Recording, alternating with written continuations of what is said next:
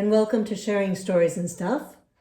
My name is Adina Ruskin, and tonight is the fourth night of Hanukkah. So I thought I would tell the story of Hanukkah. Not everybody knows it, and I don't know it. I'm not a scholar, so I don't know it perfectly, but I will do my very best to tell the story of Hanukkah. So in 175 BCE, before the Common Era, there was a Greek-Syrian king by the name of Antiochus. As a matter of fact, he wasn't actually in line to be the king. He was a usurper of power, and he stole the throne of the Greek Empire at the time. And he wasn't a very good leader. Great leaders like Genghis Khan and Alexander the Great, they allow people to practice their religions peacefully. And they were open-minded and interested and respected different beliefs. But Antiochus, he was delusional, power-hungry, crazy kind of guy who believed that he was a god. And he decided that he would have statues of himself created and erected all over his empire. So in the land of Judea, known now as Israel, in the village of Modin, which is near Jerusalem, the story tells us that the soldiers arrived and were setting up this statue of Antiochus and telling the people that tomorrow they had to gather, kiss the feet of this statue, and worship it as God. Well, the Jews, they were not very happy about this, because our very first commandment is that I shall have only one God, and that you should not worship graven images. But they were told they would be killed on the spot if they didn't do it. So the next day, they gathered up all the Jews, lined them up, and as the first one was about to kiss the feet of the statue, the story tells us that the high priestess Matthias threw himself in front of this old man and said, No, we can't do this. We are Jews. We believe in only one God, and we do not worship idols. And as the soldier was about to kill him, Matthias took from under his cloak a dagger and stabbed the soldier and ran away.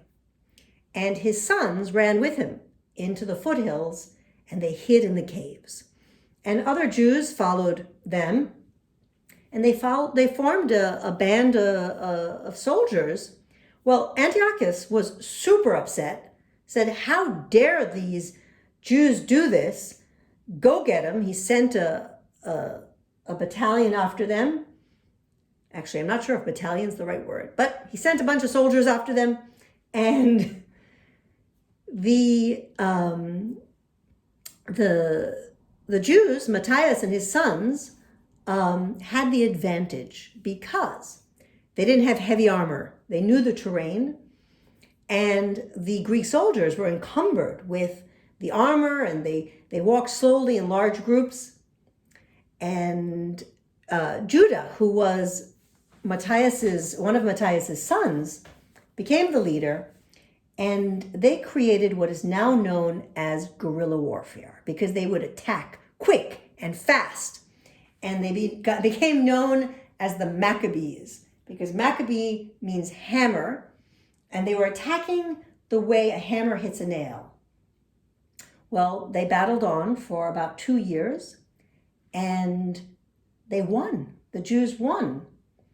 Well, while they were there, the Greek army, they had been defiling the temple, slaughtering pigs. It was dirty, it was ripped up.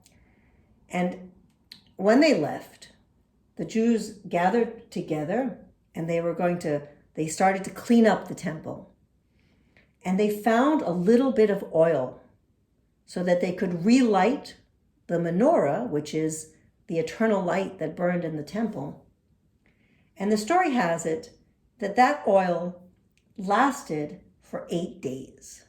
So apparently they were able to clean up the temple, fix everything up, so they could rededicate it to God in 8 days. Now, I don't know if that's what actually happened, but I do know history tells us that when the Jews were being oppressed and not allowed to practice their religion for that 2-year period of time, that they weren't able to celebrate Sukkot, which is one of the most important holidays in Jewish tradition, the Harvest Festival, and that is an 8-day festival.